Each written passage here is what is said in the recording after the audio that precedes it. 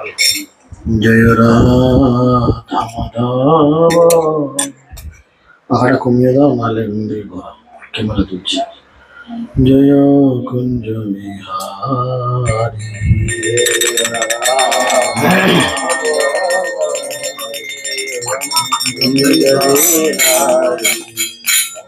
जय राधा माधव जय कुंज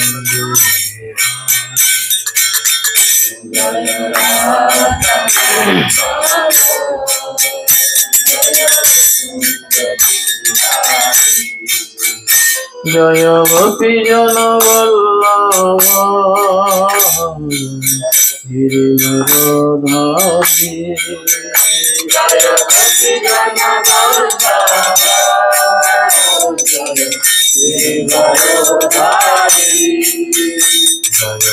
यशोदानंदन व्रज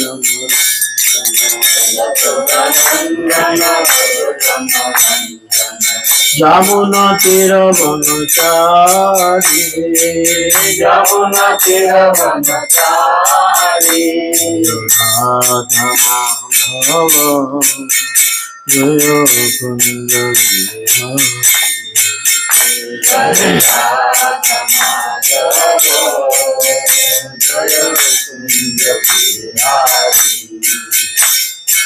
कुंज हरे कृष्ण कृष्ण कृष्ण हरे हरे हरे राम राम राम हरे हरे हरे कृष्ण कृष्ण कृष्ण हरे हरे हरे राम राम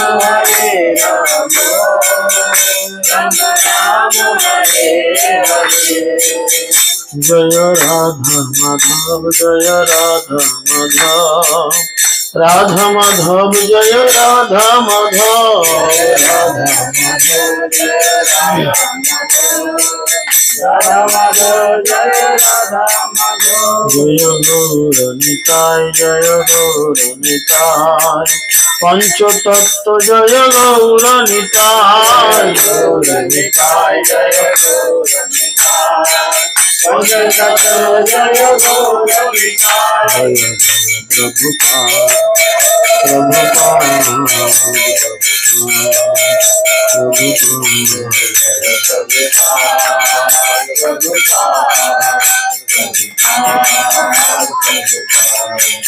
जय जय गुरुदेव गुरुदेव गुरुदेव जय जय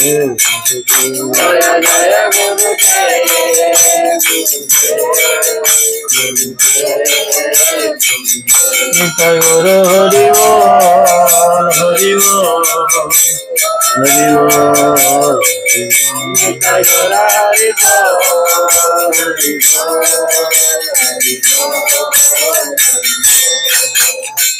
निताय गौर हरि ओम अज्ञानं तिमिरन्धस्य ज्ञानाञ्जनशलाकया चक्षुरुन्मिलितं येन तस्मै श्रीगुरवे नमः नमः विष्णुपादाय कृष्णपृष्ठाय भूतले श्रीमते जयपताका स्वामिनिति नामिने नमाचार्यपादाय निताय कृपाप्रदायिने गौरकथा धामोदय नगरग्रामतारिणे नमः विष्णुपादाय कृष्णपृष्ठाय भूतले श्रीमते भक्तिवेदान्त स्वामिनिति नामिने नमस्ते सरस्वती देवी गौरवाणी प्रचारिणे निर्विशेष शून्यवादे सत्यदेव चतारिणे जय श्री कृष्ण चैतन्य प्रभु नित्यानंद श्री अद्वैत गदाधर शिवासदि गौरभक्तवृंद हरे कृष्णा कृष्णा कृष्णा हरे हरे हरे राम राम राम हरे हरे ओम नमो भगवते वासुदेवाय ओम नमो भगवते वासुदेवाय ओम नमो भगवते वासुदेवाय।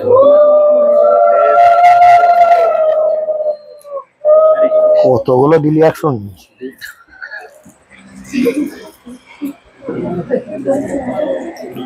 नारायणं नमस्कृतं नरं चैव नरोत्तमं देवीं सरस्वतीं व्यासं ततो जयमुदीरये। मुखं करोति वाचालं पङ्गुं लङ्घयते गिरिं यत्कृपातमहं वन्दे श्रीगुरुं दिनतारिणं परमानन्दमाधवं श्रीचैतन्येश्वरं। श्रीचैतन्यमनोभीष्टं स्थापितं येन भूतले स्वयं रूपकदा मह्यं ददाति च पदान्तिकम्। नष्टप्रायेषु भद्रेषु नित्यं भगवतो सेवया भगवते नित्यं श्लोके भक्ति भवति नष्टिक्रिया। श्रीकृष्ण चैतन्य प्रभु नित्यानंद श्री अद्वैत गदाधर शिवासदि गौरभक्तवृंद। हरे कृष्ण कृष्ण कृष्ण हरे हरे, हरे राम राम राम हरे हरे। तो सकल के आंतर्जातिक कृष्ण भवनामृत संघ तथा इस्कन नामकটার পক্ষ থেকে প্রীতি শুভেচ্ছা এবং অভিনন্দন। আপনারা সকলেই জানেন আগামী রবিবার নৃসিংহ চতুর্দশী অর্থাৎ ভগবান শ্রী নৃসিংহদেবের শুভ আবির্ভাব তিথি মহোৎসব। তো সেই কারণে আমরা সারা সপ্তাহ জুড়ে নৃসিংহ কথা বা প্রহ্লাদ কথা ইত্যাদি আলোচনা করার চেষ্টা করছি। মাত্র গতদিন আমরা ক্লাস শ্রবণ করেছিলাম প্রহ্লাদ মহারাজের উপদেশ।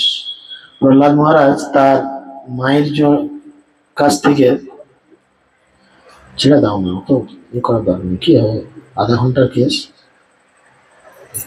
লোমকূপের প্রতিটা গোড়া না পরিষ্কার হওয়া দরকার, লোমকূপের প্রতিটা গোড়া পরিষ্কার হওয়া দরকার, মাঝে মধ্যে হোক না, চিন্তা কি আছে। তো প্রহ্লাদ মহারাজ যখন এই সমস্ত উপদেশ আমরা গতদিন পর্যন্ত শ্রবণ করেছি, এই সমস্ত উপদেশ প্রহ্লাদ মহারাজ যখন দিয়েছেন তার বন্ধু বান্ধব বা অন্যান্য সব দৈত্য বালকদের কাছে, তখন দৈত্য বালকরা প্রহ্লাদ মহারাজের কাছে প্রশ্ন করেছে, আচ্ছা প্রহ্লাদ, তুমি এসব শিখলে কোথা থেকে? তুমি মাত্র 5 বছরের একটা ছোট্ট বাচ্চা, তো তুমি এই জিনিসটা কোথা থেকে শিখলে? একটা 5 বছরের বাচ্চা ছেলে তো ভগবত গভীর তত্ত্বজ্ঞান সহজে জানতে পারে না। এখানে অনেক 5 বছরের বাচ্চা হয়তো রয়েছে, দেখুন 5 বছরের বাচ্চা কি করছে, নয়েজি একটা পরিবেশ তৈরি করছে, কথাবার্তা ইত্যাদি করছে। কিন্তু প্রহ্লাদ, তুমি কি করে এত গূঢ় তত্ত্ব, এত গভীর তত্ত্ব তুমি কি করে বলছো, কোথা থেকে তুমি সব শিখলে? তো সেই প্রশ্নের উত্তরে প্রহ্লাদ মহারাজ বলবেন, নারদ মুনি বলছেন, শ্রী নারদ উবাচ এবং দৈত্যসূতে পৃষ্ঠ মহাভাগবত অসুর উবাচ তান স্ময় মান স্মরণ মত অনুভাসিতম। অর্থাৎ নারদ মুনি বললেন, প্রহ্লাদ মহারাজ যদিও অসুর কুলে জন্মগ্রহণ করেছিলেন, তবুও তিনি সমস্ত ভক্তদের মধ্যে শ্রেষ্ঠ ছিলেন। আমরা অনেক সময় প্রেমধ্বনি জয়ধ্বনি দেওয়ার সময় বলি কি, ভক্তরাজ প্রহ্লাদ মহারাজ। ভক্তরাজ মানে কি? ভক্তদের যিনি রাজা, ভক্তদের মধ্যে যিনি শ্রেষ্ঠ। প্রহ্লাদ মহারাজ হচ্ছেন ভক্তিতে ভক্তদের মধ্যে শ্রেষ্ঠ। তার সহপাঠী অসুর বালকদের দ্বারা এইভাবে জিজ্ঞাসিত হয়ে তিনি আমার কথিত উপদেশ সমূহ হেসে হেসে তাদের বলেছিলেন। নারদ মুনি তাকে শিখিয়েছিলেন। নারদ মুনি ছিলেন অ্যাকচুয়ালি তার গুরুদেব, নারদ মুনির কাছ থেকে শিক্ষা পেয়েছিলেন। প্রহ্লাদ কি বলেছিলেন আমরা শুনি। শ্রী প্রহ্লাদ উবাচ পিতরি প্রস্থিতে অকস্মান তপসে মন্দর অচলম যুদ্ধ উদ্যমম পরম চক্র বিবুধা দাবনন পতি। প্রহ্লাদ মহারাজ বললেন, আমাদের পিতা হিরণ্যকশিপু যখন তপস্যা করার জন্য মন্দর পর্বতে গিয়েছিলেন, তখন তার অনুপস্থিতিতে ইন্দ্র আদি দেবতারা দানবদের দমন করার জন্য এক ভীষণ যুদ্ধের আয়োজন করেছিল। প্রহ্লাদ মহারাজের পিতা হিরণ্যকশিপু বহু বছর তিনি তপস্যা করেছিলেন নিজের সিদ্ধি লাভ করার জন্য। তার আগে এত কিছু ঘটনা ঘটিয়েছিল, তাই যখন রাজা নাই এই দেখে সমস্ত দৈত্যদের দমন করার জন্য ইন্দ্র কি করেছেন, লোকজন নিয়ে এসে বিশাল একটা যুদ্ধের আয়োজন করেছেন। আহা, পিপিলিকা যেমন সর্পকে ভক্ষণ করে, তেমনি সর্বদা সকলের সন্তাপ প্রদানকারী হিরণ্যকশিপু তার পাপ কর্মের ফলে বিনষ্ট হয়েছে। এই বলে ইন্দ্র আদি দেবতারা দৈত্যদের যুদ্ধের আয়োজন করেছিলেন। এবং অসুর যুদ্ধপতিরা যখন যুদ্ধে একে একে দেবতাদের হস্তে নিহত হতে লাগলেন, তখন অন্য অসুরেরা নানা দিকে পলায়ন করতে শুরু করলো। তাদের প্রাণ রক্ষার জন্য তারা এতই ব্যস্ত হয়ে পড়েছিলেন যে তারা গৃহ, স্ত্রী, পুত্র, পশু এবং গৃহের উপকরণের প্রতি দৃষ্টিপাত পর্যন্ত করতে পারেননি। দেবতারা পর্যন্ত এত সন্ত্রাস সৃষ্টি করেছিল। আমরা সবসময় ভাবি অসুররাই কাটি করে, কাটি দেবতারাও করে। অসুররা যেভাবে সমস্যা করেছিলেন, সেই একই রকম এর থেকে বেশি সমস্যার সৃষ্টি করেছিলেন দেবতারা। যখন হিরণ্যকশিপুর এই কন্ডিশন, রাজা নাই, তিনি তপস্যায় গেছেন প্রজাদের উপর এরকম। বিজয়ী দেবতারা দৈত্যরাজ হিরণ্যকশিপুর প্রাসাদ লুণ্ঠন করেছিলেন। দেবতারা দৈবগুণ সম্পন্ন হয়, কিন্তু তাদের দৈবগুণ লুণ্ঠিত হয়েছিল। তারা হিরণ্যকশিপুর প্রাসাদ লুণ্ঠন করেছিলেন এবং সেখানকার সবকিছুকে বিনষ্ট করেছিলেন। তারপর দেবরাজ ইন্দ্র আমার মাতা দৈত্য রাজমহিষীকে বন্দী করেছেন। ইন্দ্র কি করেছিলেন? রাজমহিষী অর্থাৎ হিরণ্যকশিপুর স্ত্রী কয়াধু, তাকে ইন্দ্র অ্যারেস্ট করেছেন, বুঝেছেন? শকুনের কবলগ্রস্ত কুবেরী পক্ষীর মতো ক্রন্দন পরায়ণা আমার মাকে যখন তারা নিয়ে যাচ্ছিল, তখন ঘটনাক্রমে নারদ মুনি সেখানে উপস্থিত হয়েছিলেন এবং সেই অবস্থায় আমার মাকে তিনি দর্শন করেছিলেন। অ্যাকচুয়ালি তখন প্রহ্লাদ মহারাজ তার মায়ের পেটে ছিলেন, তার মা গর্ভবতী ছিল। শাস্ত্র বলে গর্ভবতী মহিলাদের উপর এরম আচরণ করা কখনো উচিত নয়। তিনি কিন্তু ইন্দ্র, তুমি হচ্ছ দেবতাদের রাজা, রাজার তো নিয়ম জানা অবশ্যই দরকার, তাই নাকি? তো সেই জন্য তিনি এরম আচরণ করেছেন। নারদ মুনি তখন বললেন, হে দেবরাজ ইন্দ্র, এই নিষ্পাপ রমণীকে এরকম নিষ্ঠুর ভাবে নিয়ে যাওয়া তোমার উচিত নয়। হে মহাভাগ্যবান এই সতী, অন্যের স্ত্রী, একে তুমি এখনই মুক্ত করো। দেবরাজ ইন্দ্র বললেন, এই দানব পত্নীর গর্ভে সেই মহাদৈত্য হিরণ্যকশিপুর সন্তান রয়েছে, সেই বীজ রয়েছে। যতদিন না প্রসব হয় ততদিন আমি একে তত্ত্বাবধানে রাখবো, তারপর পুত্র জন্ম হলে একে মুক্ত করবো, করে বাচ্চাটাকে মেরে দেবো। কারণ দেবরাজ ইন্দ্রের মাথায় প্ল্যান ছিল কি, আপনারা সকলেই জানেন বাঘের বাচ্চা কি হয়, গরু হবে কি বাঘ হবে, তাই না? সেরকম রাক্ষসের বাচ্চা কি হবে, রাক্ষস হবে। হিরণ্যকশিপু এত সন্ত্রাস করেছিল গোটা জগৎ জুড়ে যে দেবতাদের মনের মধ্যে একটা আতঙ্ক ছিল যে ওর স্ত্রী গর্ভবতী আছে, তার মানে পেটে ওই রাক্ষসের বীজ আছে, জন্ম দিলে আবার একটা রাক্ষস তৈরি হবে, সে আবার গোটা জগৎ কেরাম করবে। তার থেকে ওর স্ত্রীকে আমি তুলে নিয়ে চলে যাই এখন, যখন বাচ্চা প্রসব হবে তখন ওর স্ত্রীকে ছেড়ে দেবো, মেয়ে ছেলে আর আমাদের কি ক্ষতি করবে, তাকে ছেড়ে দেবো, কিন্তু বাচ্চাটাকে বড় হতে দেবো না, বাচ্চা অবস্থাতেই শেষ করবো। এই একটা চিন্তা করেছে। এইসব শুনে নারদ বললেন, নারদ মুনি উত্তর দিলেন, এই রমণীর গর্ভস্থ শিশুটি নির্দোষ এবং নিষ্পাপ। প্রকৃতপক্ষে সে একজন মহাভাগবত, ভগবানের এক মহা প্রভাব সম্পন্ন অনুচর, তাই তুমি একে বধ করতে পারবে না। বারবার বলল, কারণ তুমি ভক্তের উপরে কোনোভাবে অত্যাচার করতে পারবে না, কারণ এই বাচ্চাটি নির্দোষ এবং নিষ্পাপ। দেবর্ষি নারদ এইভাবে বললে দেবরাজ ইন্দ্র তার বাক্য অনুসারে তৎক্ষণাৎ আমার মাতাকে মুক্ত করেছিলেন।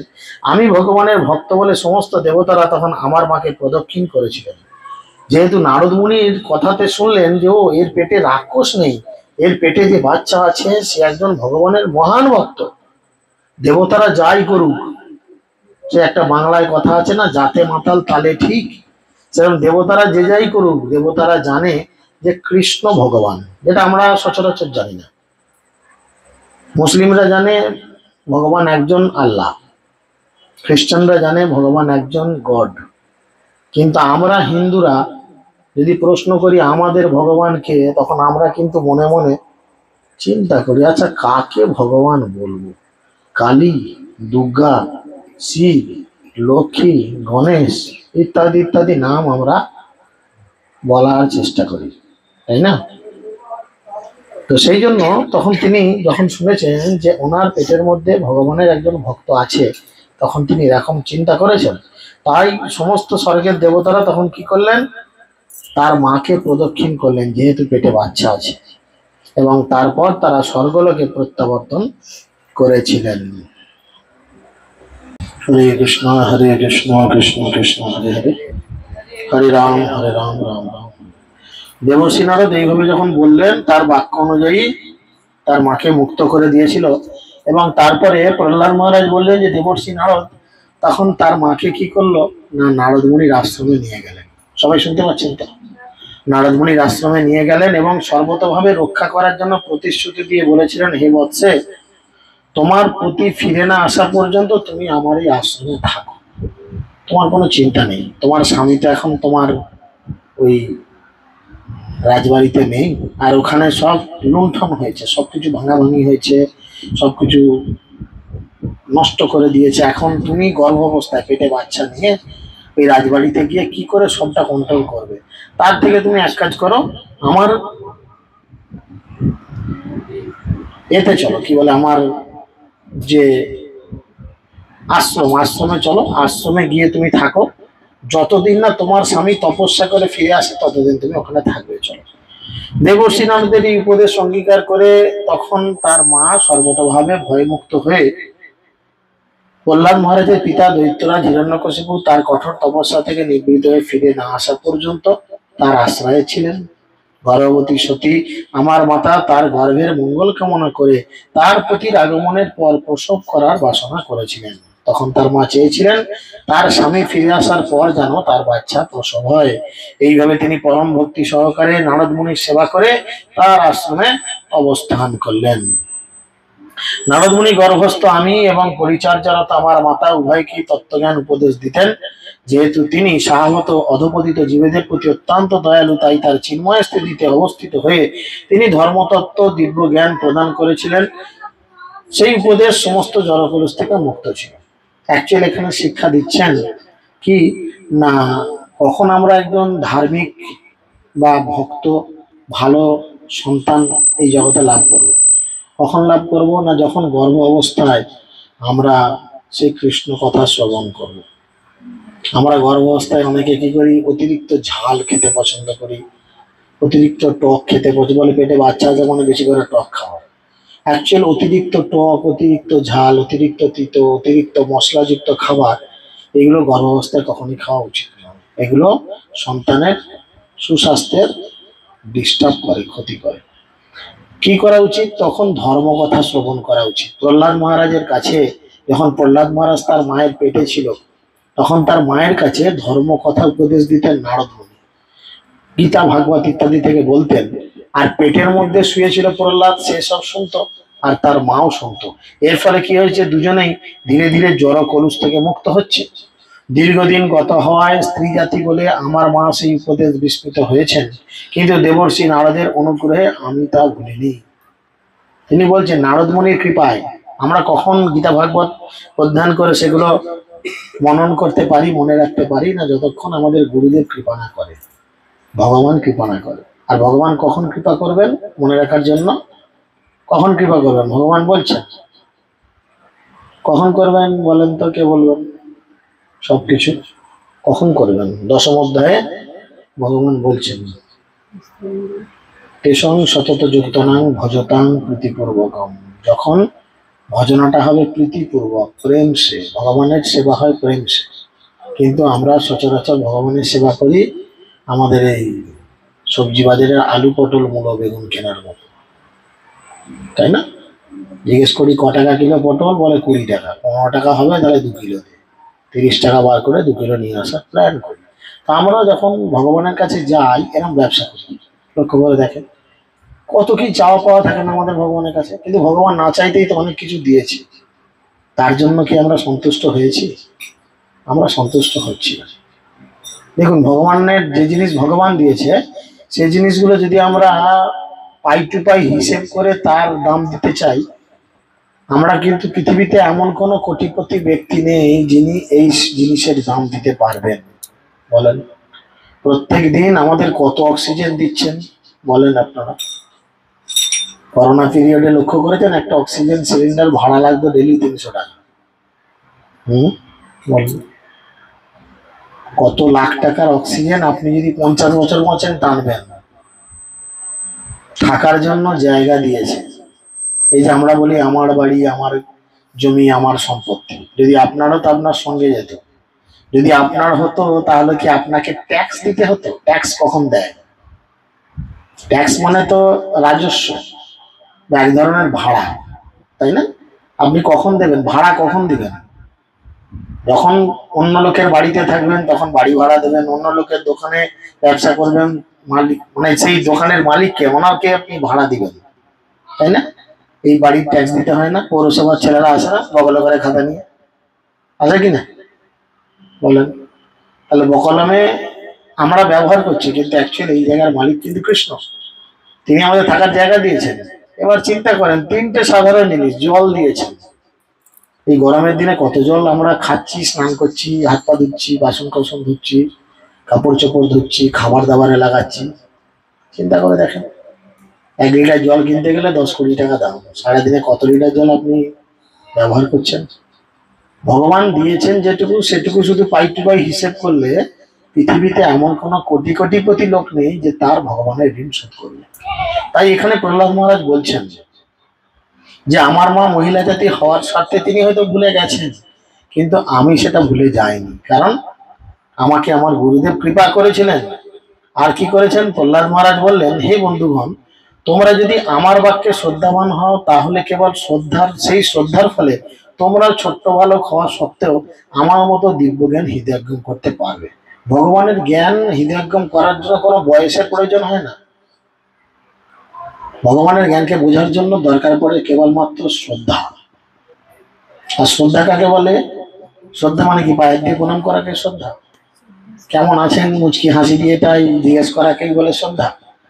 শাস্ত্রে বলে শ্রদ্ধা শব্দে কহে সুদৃঢ় বিশ্বাস। কি বিশ্বাস?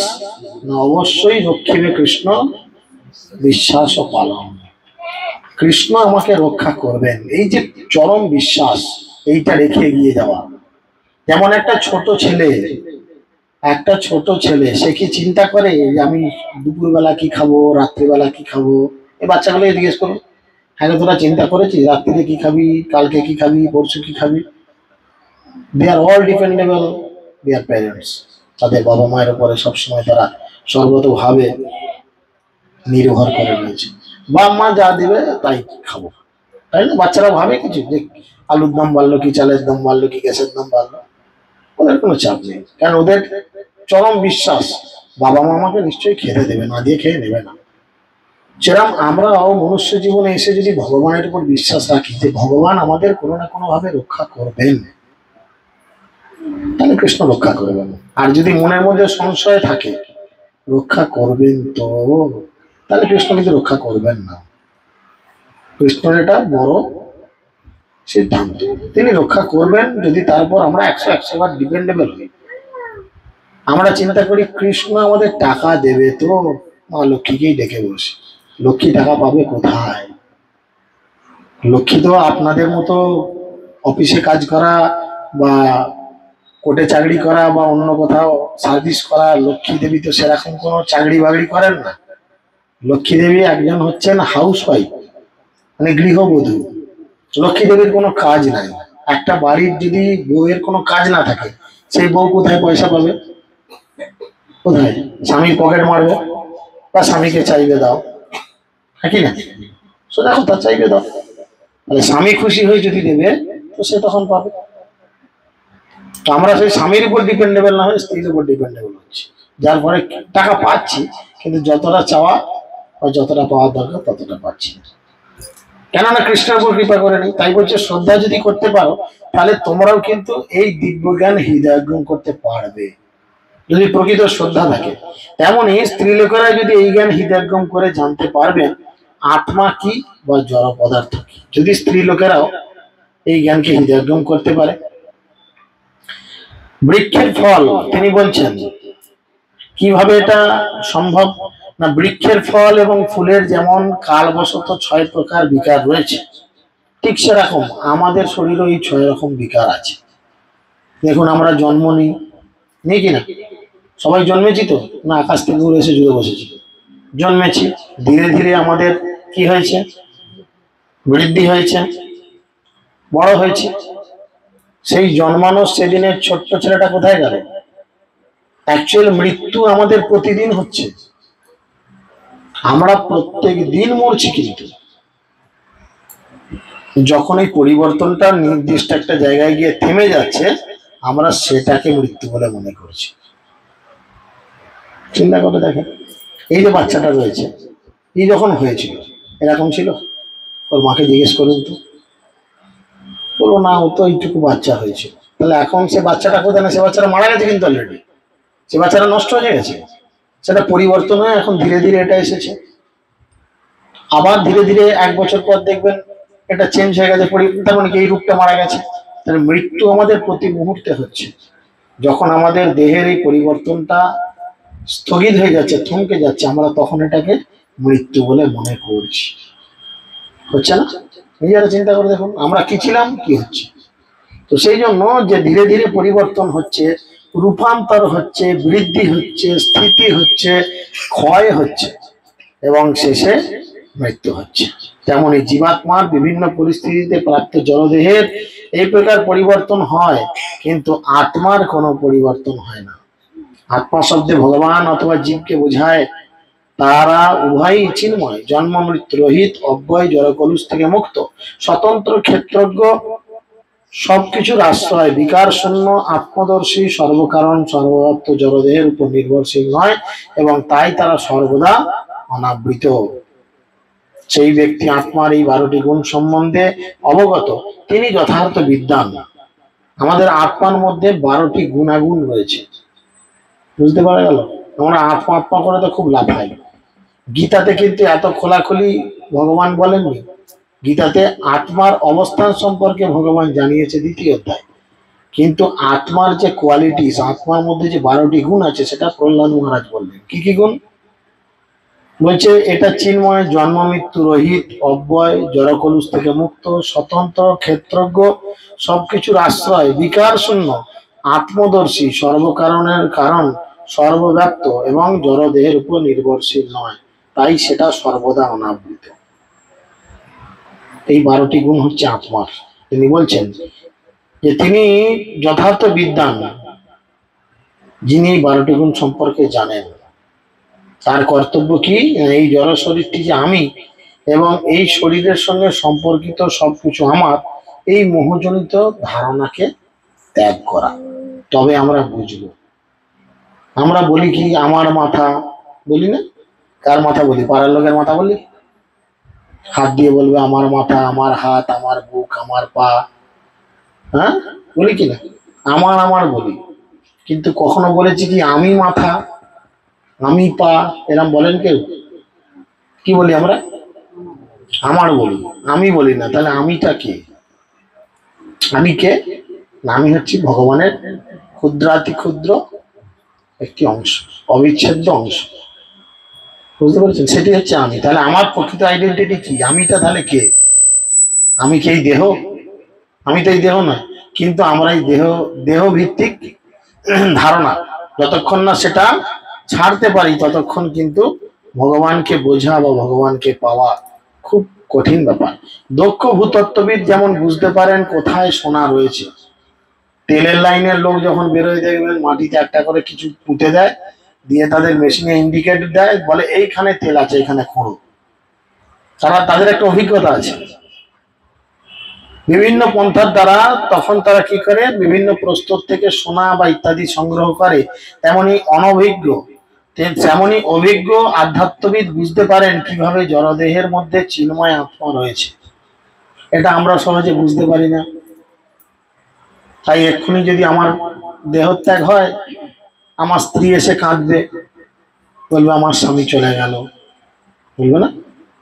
তুমি চলে গেলে, আমাকে একলা ফেলে দিয়ে, এখন আমার কি হবে, ইত্যাদি ইত্যাদি বলে। আমি তো যাইনি, আমি তো তার সামনেই আমার দেহটা শোয়ানো থাকবে, থাকবে না? থাকবে কিনা? তাহলে আমার মধ্যে থেকে এমন কিছু একটা বিষয় বেরিয়ে যাবে যেটার জন্য আমার স্ত্রী কাঁদবে, আমার সন্তান কাঁদবে, আমার মা কাঁদবে, আত্মীয় পরিবার বর্গ হয়তো কাঁদবে, জানি না। ঠিক আছে? কিসের জন্য কাঁদবে? না এমন একটা কিছু জিনিস আমার শরীর থেকে বেরিয়ে যাবে, যেটা আমরা দেখতে পাবো না। প্রত্যেকের ক্ষেত্রে কিন্তু এটা হবে, প্রত্যেকের ক্ষেত্রে এটা হবে। কারোর মা মারা গেল, দেখবেন বলে মা মারা গেল তো মায়ের বডিটা তো শোয়ানো রয়েছে, তুই এত কাঁদছিস কেন? তো যদি দরকার মায়ের শরীরকে মমি করে উপরে তুলে রাখ। ওই জন্য যুধিষ্ঠির মহারাজকে যখন প্রশ্ন করা হয়েছিল এই জড়জগতের সব থেকে আশ্চর্য জিনিস কোনটা, যুধিষ্ঠির মহারাজ উত্তর দিয়েছিলেন সব থেকে আশ্চর্য জিনিস হচ্ছে মৃত্যু। আমরা সবাই দেখি, এমন কেউ আছে এই জগতে যে মৃত্যু দেখেনি? আশেপাশে কেউ মরেনি, তার বাড়িতে কেউ মরেনি, প্রত্যেকে দেখেছি।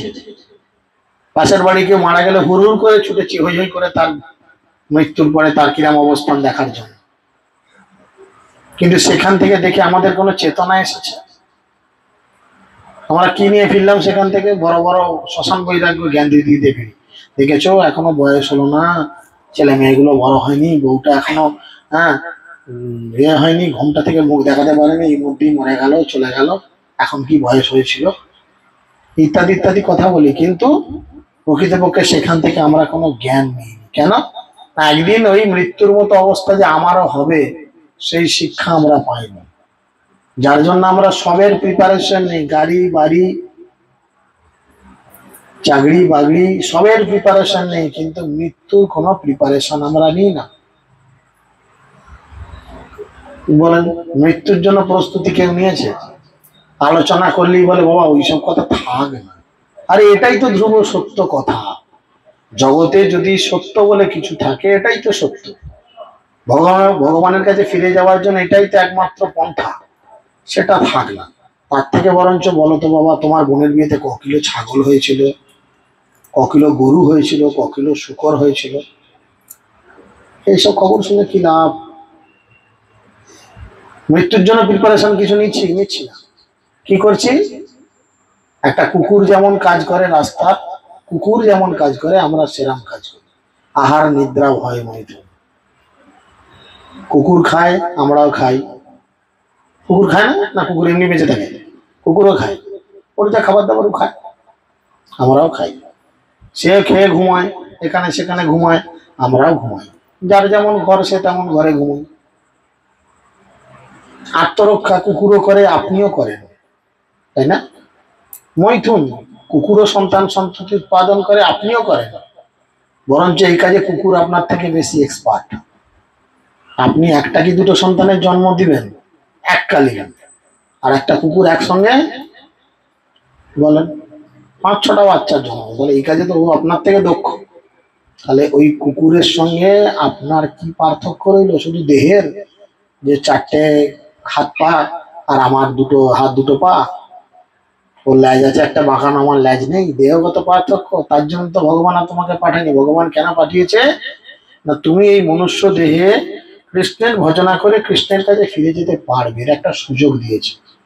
আর আমরা সেই সুযোগটা কাজে না লাগিয়ে জীবনটাকে নষ্ট করছি। তাই জন্যই বলছে তারাই কেবলমাত্র এটাকে বুঝতে পারে, বাকিরা বুঝতে পারে না। ভগবান 8টা বিভিন্ন জড়শক্তি, 3টি গুণ এবং ষোড়শ বিকার, এই সবের মধ্যে এক আত্মা সাক্ষী রূপে বিরাজমান। তাই সমস্ত মহান আচার্যরা উল্লেখ করেছেন যে আত্মা এই সমস্ত জড় উপাদানের দ্বারা আবদ্ধ। এই জড় জগৎ 24টি তত্ত্ব দিয়ে গঠিত, এর বাইরে কেউ নাই। 24টি তত্ত্ব। সেই 24টি তত্ত্ব কি কি? 5টি কর্মেন্দ্রিয়, 5টি জ্ঞানেন্দ্রিয়, 5টি মহাভূত, 5টি তন্মাত্র, 4-5-এ 20টি। এই জড় জগতের যে কোনো একটি গুণ, সত্য রজ তম যে কোনো একটি গুণ, আর মন বুদ্ধি অহংকার, এই 24টি তত্ত্ব দিয়ে এই গোটা জড় জগৎ গঠিত।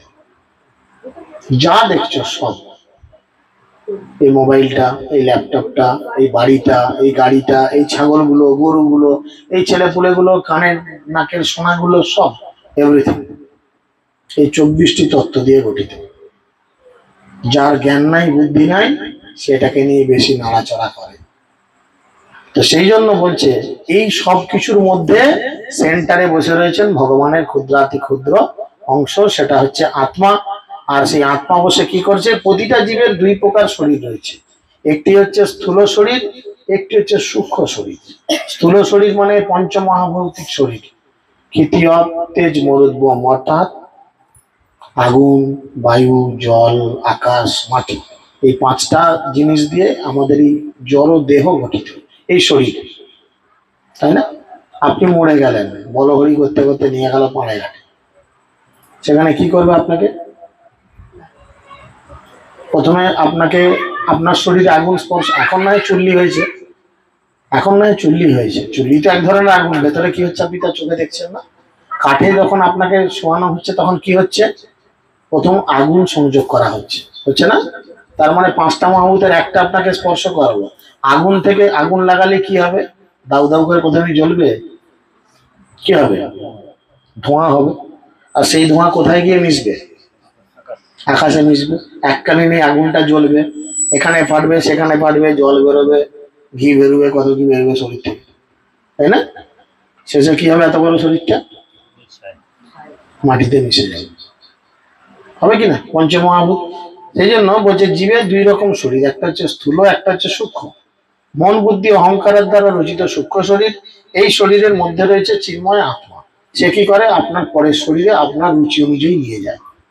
আপনার যেমন রুচি,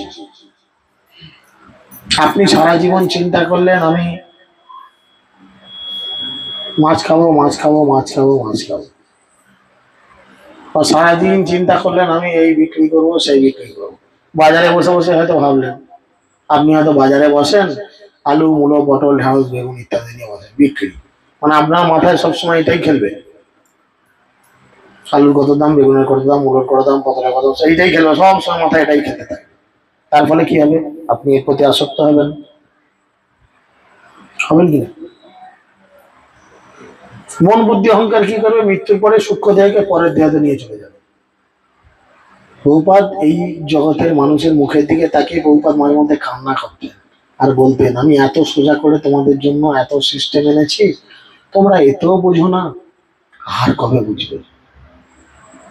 মানুষ আর কবে বুঝবে?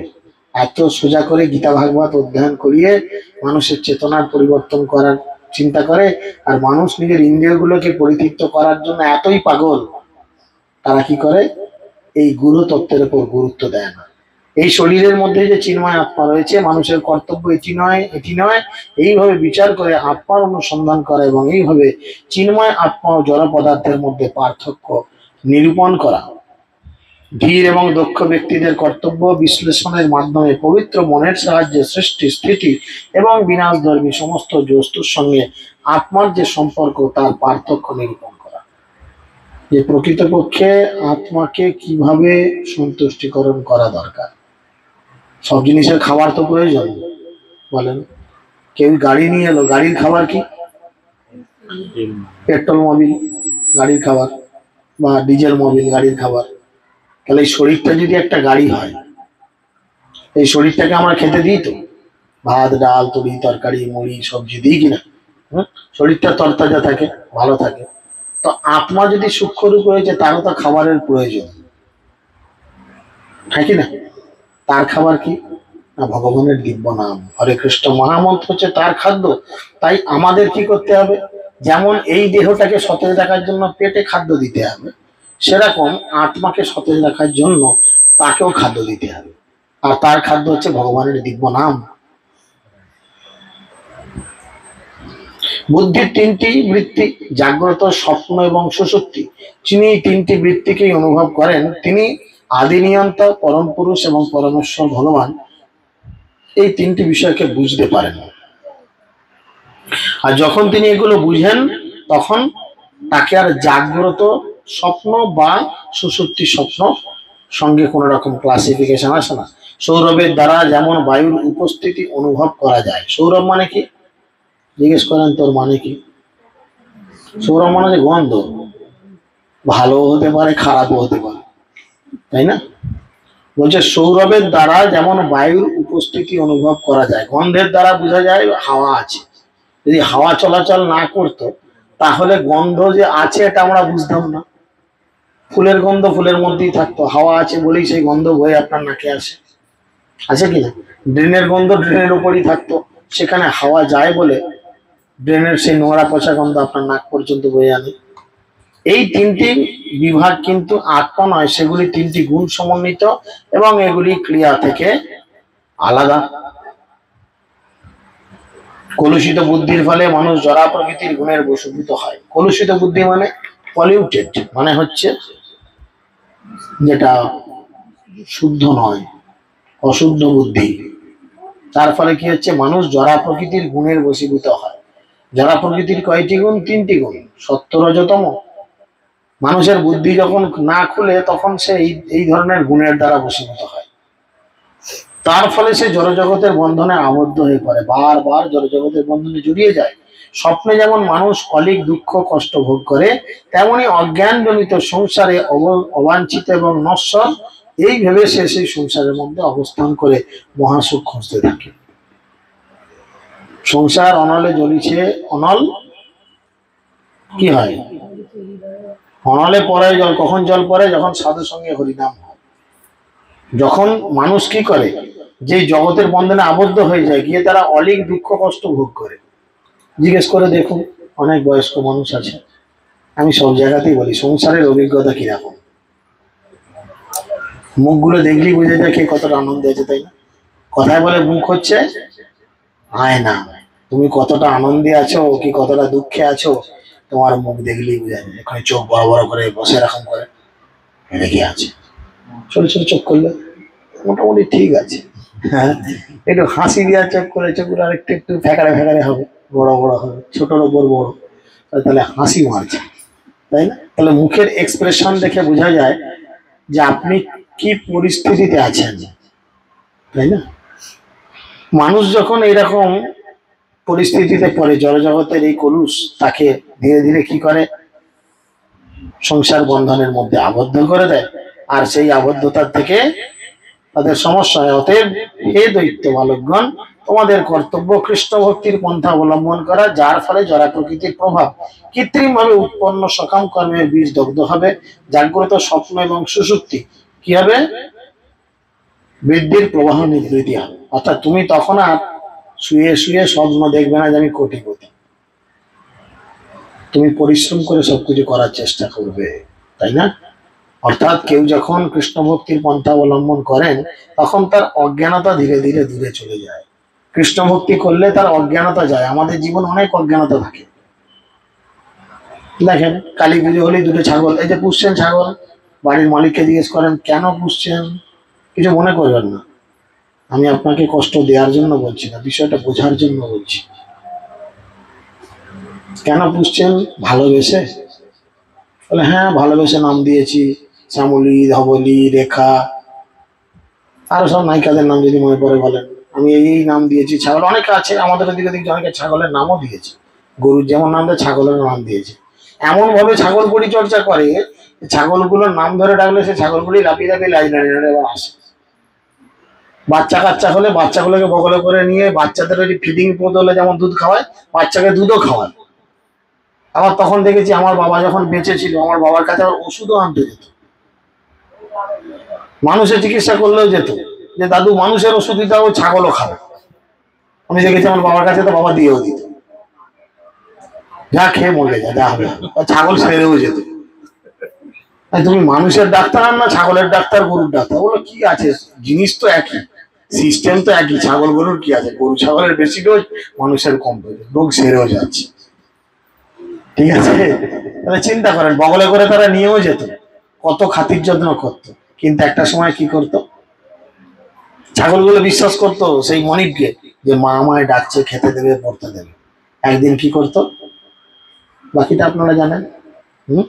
পকেটে টান পড়লো, তো তাকে নিয়ে গিয়ে সন্তানের মতো যত্ন করে লালন পালন করলাম, খাওয়ালাম, দাওয়ালাম, নামালাম, ডাকলাম।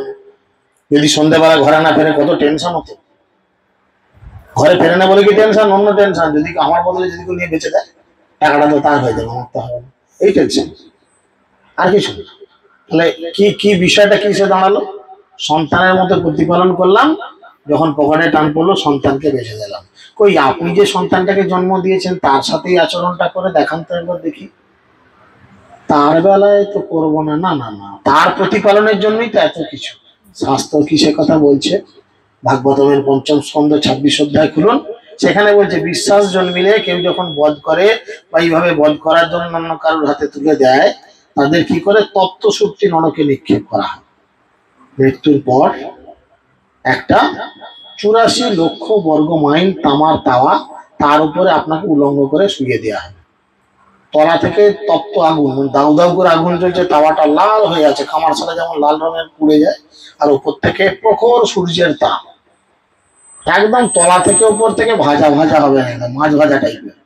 হাত রাখবেন হাত পুড়বে, বসবেন পেছন পুড়বে, হাঁটু গাড়বেন হাঁটু পুড়বে, উপর হবেন বুক পূর্বে, চিত আর চিত হয়ে যাবেন পিঠ পূর্বে, না শান্তি পাবেন না কিছু পাবেন।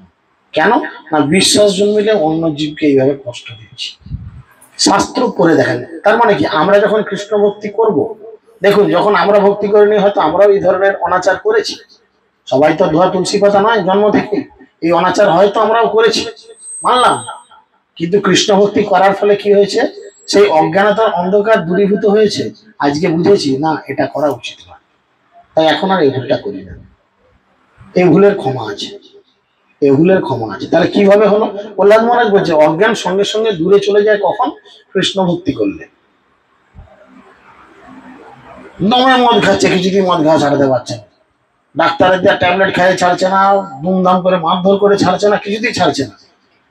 কিন্তু ভক্তি জীবনে ঢুকলো যখন, বুঝলো যে না এটা সব দিক থেকেই ক্ষতি করে, শুদ্ধতা নষ্ট করে, পরিবারকে নষ্ট করে, নিজের জীবন নষ্ট করে, শরীরের অঙ্গ প্রত্যঙ্গ নষ্ট হয়ে যায়। যখন বুঝলো ভক্তিতে এটা ঠিক নয়, উন্নয়ন হয় না ভক্তিতে, যখন বুঝলো তখন ধীরে ধীরে সব ছেড়ে দিয়ে আজকে সাধু সাধু সেবা। দস্যু রত্নাকর হয়েছিল কিনা, হয়েছিল কিনা চিন্তা করে দেখো, ইতিহাস আলোচনায় ভেবে দেখো নিজে মনে, কত আসরিক দুরাশয়। দস্যু রত্নাকর কি করতো, নারদ মুনির কৃপায়, নারদ মুনির কৃপাতে যখন তিনি বুঝলেন যে এই জগতে কেউ কারুর নয়, নিজেরটা বাবা কাকে দেখতে হবে, পাশের ঘরের লোকটাকে দেখতে হবে, নিজেরটা নিজেকেই দেখতে হবে, কেউ দেখতে আসবে না। তখন দস্যু রত্নাকর মহা একজন ভক্তে রূপান্তরিত হলেন। আপনারা সকলেই জানেন বাল্মীকিতে রূপান্তরিত হলেন, ভগবানের সুন্দর কাহিনী লিখলেন, চোখের সামনে ভগবানের সমস্ত লীলা ফুটে উঠল, যেটা তিনি আমাদের কাছে প্রকাশ করলেন রামায়ণ রূপে। আরো প্রকাশ করলেন সুন্দর করে অন্য ভাবে, করলেন কিনা, কিভাবে হলো, ভক্তর কৃপা হলো, ভগবানের আরাধনা করলেন, ভগবান সদ্বুদ্ধি প্রদান করলেন, তিনি পরিবর্তন হলেন। তাই তিনি বলছেন যদি তোমরা চাও নিজেরা পরিবর্তন হওয়ার, পরিবর্তন না হলে কিন্তু অনেক সমস্যা আছে। ভববন্ধন থেকে মুক্ত হওয়ার যে সমস্ত উপায় রয়েছে তার মধ্যে স্বয়ং ভগবান প্রদত্ত পন্থাটি হচ্ছে সর্বশ্রেষ্ঠ। এই জড়জগতের সমস্ত বন্ধন থেকে মুক্ত হওয়ার আমরা বিভিন্ন পুজো পার্বণ ইত্যাদি করি, কেননা ঝামেলা থেকে মুক্ত হওয়ার জন্য। অনেকে করে কেন, এটাই তো কারণ। বলছে এই জগতে ঝামেলা থেকে মুক্ত হওয়ার সর্বশ্রেষ্ঠ পদ্ধতি, সর্বশ্রেষ্ঠ শিক্ষা দিয়েছেন ভগবান। সেই পন্থাটি কি, ভগবত প্রেম বিকশিত করার কর্তব্য কর্মের অনুষ্ঠান। ভগবান সর্বশ্রেষ্ঠ পদ্ধতি কি বলেছেন, সর্বধর্মান পরিত্যাজ্য মাম একম শরণং ব্রজ অহং তাং সর্বপাপেভ্য মোক্ষয়িষ্যামি মা শুচি। তুমি সমস্ত ধর্ম পরিত্যাগ করো, করে আমার শরণ গ্রহণ করো। তিনি ধর্ম করতেও বলেনি, অধর্ম করতেও বলেনি, চুরি করতেও বলেনি, পুণ্য করতেও বলেনি, পাপ করতে বলেনি, কিচ্ছু বলেনি। বলছে সব ছেড়ে দাও, তুমি শুধু আমার শরণ গ্রহণ করো, আমার। তাহলে কি করব, অহং তাং সর্বপাপেভ্য, তাহলে তখন আমি তোমাকে সমস্ত পাপ থেকে মুক্ত করে আমার কাছে ফিরিয়ে নিয়ে যাব। তুমি সন্দেহ করো না, আমি গ্যারান্টি দিচ্ছি, ভগবান গ্যারান্টি দিচ্ছে। তাহলে এর থেকে জগতে বড় গ্যারান্টি আর কে দিতে পারে, আমাদের তাতেও বিশ্বাস নেই। তাহলে আর কিসে বিশ্বাস, তাহলে আমাদের গতি ভালো হবে না খারাপ হবে, আমরা দুঃখ কষ্ট পাবো না অন্য কেউ পাবে। যার জন্য তিনি এই কথা বারবার বলছেন, এবং তিনি বলছেন মানুষের কর্তব্য সদ্গুরুকে গ্রহণ করে গভীর শ্রদ্ধা এবং ভক্তি সহকারে তার সেবা করা। যা কিছু রয়েছে তা সবই গুরুদেবকে নিবেদন করা উচিত, গুরুদেবের জন্য সবকিছু করা উচিত। এই ধরুন আমাদের ভক্তরা এত লাটা ছোটাছুটি করছে, লাফালাফি করছে, এত প্রচারের জন্য চেষ্টা করছে, কিসের জন্য, পকেটে 500 1000 টাকা 2000 টাকা গুঁজে দিচ্ছে, তার জন্য করছে, তার জন্য করছে না। কেননা গুরুদেব খুশি হবে, গুরুদেব কৃষ্ণের প্রতিনিধি। কৃষ্ণ ইচ্ছা করেছেন পৃথিবীতে যত নগর গ্রাম রয়েছে, যত অলিগলি রয়েছে, যত বাড়ি ঘর দুয়ার রয়েছে, সব জায়গায় আমার নাম প্রচার হোক। আর গুরুদেব তার শিষ্যদের মধ্যে দিয়ে সেই কাজ করাচ্ছেন, আমরা সেই কাজ করছি, ভগবানের নাম ভগবানের কথা লোকের মধ্যে প্রচার করছি, এতে গুরুদেব খুশি হচ্ছেন। এখানে বলছেন সদ্গুরু গ্রহণ করে গভীর শ্রদ্ধা ভক্তি সহকারে তার সেবা করা। যা কিছু নিজের আছে এগুলো গুরুদেবকে অর্পণ করা উচিত, এবং সাধু ও ভক্তদের সঙ্গে ভগবানের আরাধনা করা উচিত। শ্রদ্ধা সহকারে ভগবানের মহিমা শ্রবণ করা, ভগবানের দিব্য গুণাবলী কার্যকলাপের মহিমা কীর্তন করা, সর্বদা ভগবানের শ্রীপাদপদ্মের ধ্যান করা এবং শাস্ত্র ও গুরুর নির্দেশ অনুসারে গভীর শ্রদ্ধা সহকারে ভগবানের সেই বিগ্রহের আরাধনা করা উচিত। আমরা গুরুদেবকে যখন চরণে পুষ্প দিই তখন সুন্দর করে কীর্তন করি, শ্রী গুরু চরণ পদ্ম কেবলই ভকতি সভ্য বন্দে মুই সাবধান মতে। গুরুদেবের আদেশ খুব সিনসিয়ারলি, খুব সাবধানতার সঙ্গে পরিপালন করা উচিত। বুঝতে পারা গেল? এই জন্য প্রহ্লাদ মহারাজ, যে দ্বাদশ মহারাজের অন্যতম একজন, তিনি ঘোষণা করলেন কি, প্রতিটা জীবের হৃদয়ে পরমাত্মরূপে বিরাজমান ভগবানকে সর্বদা স্মরণ করা উচিত। যে ভগবান প্রত্যেকটা জীবের হৃদয়ের মধ্যে রয়েছে। শুধু মানুষের ভেতরে ভগবান আছে আর কুকুর ছাগল গরু বাঁদর শুয়ার এর মধ্যে নেই ভগবান, এটা ভাবা ভুল। ভগবান প্রত্যেকটা জায়গায় রয়েছে। এইভাবে প্রতিটা জীবকে তার স্থিতি অনুযায়ী সম্মান করা উচিত। এই সমস্ত কার্যকলাপের দ্বারা মানুষ কাম, ক্রোধ, লোভ, মদ, মোহ, মৎসর্য এই ষড়রিপুকে জয় করে ভগবত ভক্তিকে সম্পাদন করতে সক্ষম হন। এইভাবে তিনি নিশ্চিত রূপে ভগবানের প্রেমময়ী সেবা স্তর লাভ করতে পারেন। তাহলে এখান থেকে আমরা কি শিক্ষা পাচ্ছি? যে তিনি সর্বতভাবে ভগবানের শরণ গ্রহণ করতে বলছেন গুরুদেবের মাধ্যমে। যে ব্যক্তি ভগবত ভক্তির স্তর প্রাপ্ত হয়েছেন তিনি অবশ্যই তার ইন্দ্রিয়গুলোকে বশীভূত করেছেন। তার ফলে তিনি মুক্ত পুরুষ।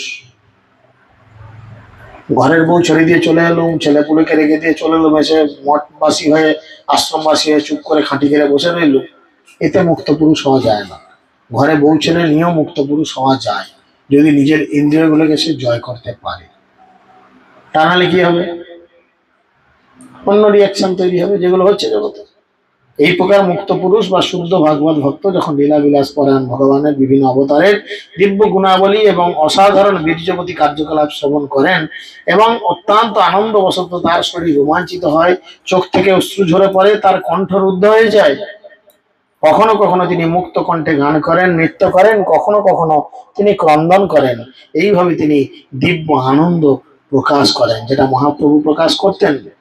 কিভাবে তার প্রকাশ আসতো? ভক্ত যখন গ্রহগ্রস্ত ব্যক্তির মতো হয়ে যান তখন তিনি হাসেন, উচ্চ ঈশ্বরে ভগবানের গুণাবলী কীর্তন করেন। কখনো তিনি ধ্যান করেন, প্রতিটা জীবকে ভগবানের সেবায় যুক্ত বলে মনে করে তাদের প্রতি শ্রদ্ধা নিবেদন করেন।